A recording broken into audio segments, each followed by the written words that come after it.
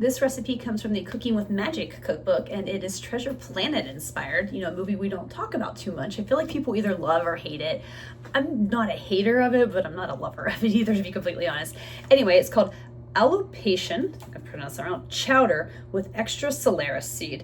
There is no picture. And this is a soup, basically. It's like kind of a cream soup with some stuff in it like kibalsa, peppers, onions, things like that. Now, the Solaris seed is fennel seed, and I think I've mentioned before, I am just not a fan of fennel seed, and I'm afraid to add it, so I'm actually going to omit that ingredient from this recipe, but we'll still see how it turns out.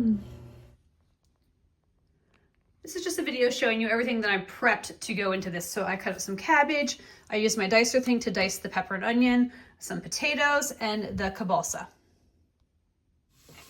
Okay, first step, I've got some olive oil heated in my pot, and I'm adding in some kibalsa to let it brown for a few minutes. Now I'm adding the diced peppers and onions that I will then saute for a few minutes and try not to spill onions everywhere until the onions are nice and translucent. Now that they have been sauteing for several minutes, it's time to add the chicken broth first.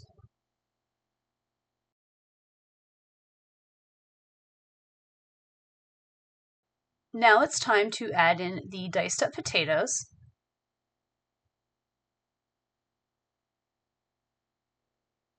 And that is followed up with the cabbage. I also would add the salt and pepper here after this, and this is where you would add the fennel seed if you were doing the fennel seed, but I am not. After they're added, I'm going to bring this to a boil, and I would just put a little bit more chicken broth in because it seemed a little light for me. But anyway, I'm going to bring it to a boil, and then I'll reduce the heat to medium-low, cover it, and let it simmer for about 10 to 15 minutes or until the potatoes are nice and soft. And here's just a quick little video showing it coming to a boil, and I'm going to get ready and let it simmer with the lid on.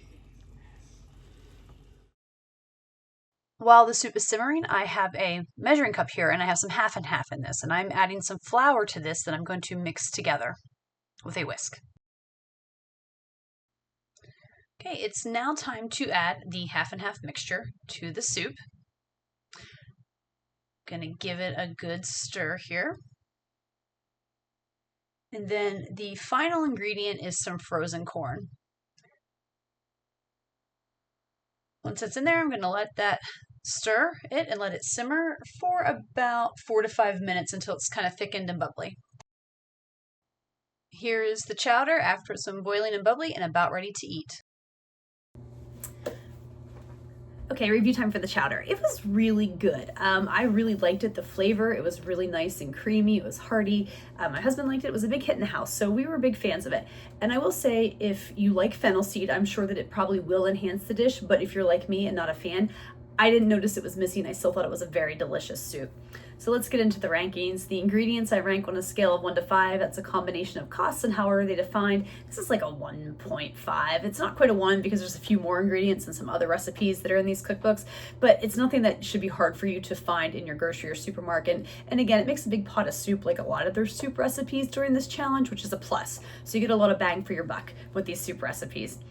Difficulty on a scale of 1 to 5, and that's, you know, easy to hard, and I also factor in time with that, so I'm just going to give it a 2. It's really not that hard. Yeah, there's a few steps involved, and you have to wait a little bit of time to kind of cook in between things, but it was still relatively easy for a soup, and I really enjoyed it. And then when I make it again on a scale of 1 to 5, it's a 5. Absolutely, it was delicious. We really liked it, and I would definitely make it again someday.